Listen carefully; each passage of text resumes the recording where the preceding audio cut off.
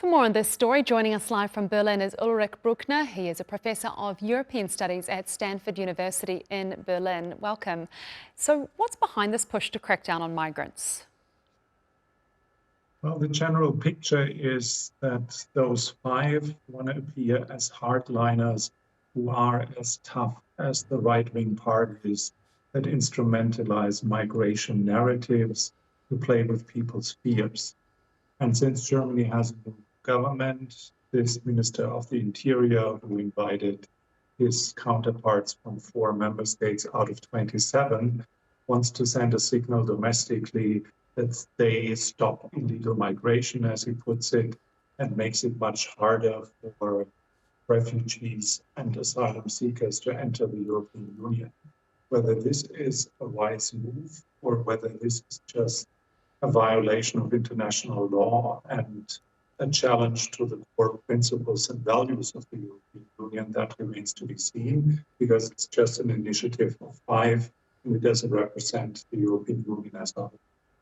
Okay, and these return hubs that Paul, our correspondent, was mentioning there, I believe that'll mean migrants are transferred to a third country holding area. Do you think that's going to work? Well, so far, nothing really worked to solve what is considered a migration crisis.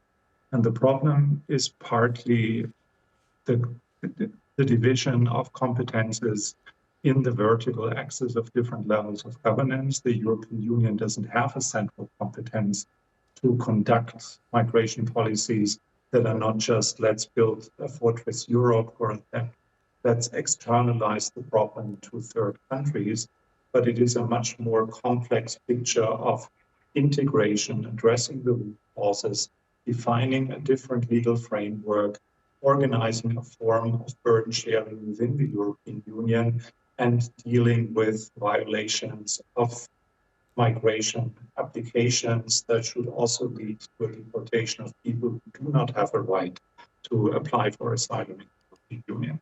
But picking a single aspect and presenting this as a solution of a complex problem is not a very far-sighted strategy. And Ulrich, the ministers today agreed on a number of policies as goals, I believe, but how likely are they to be actually adopted? I understand there's a few steps before they can actually become law. Well, we have seen a number of unilateral actions before, and it was pretty clear already in the domestic discussion in the case of Germany to reintroduce border controls as one major step, that this is nothing but a beggar my neighbor policy.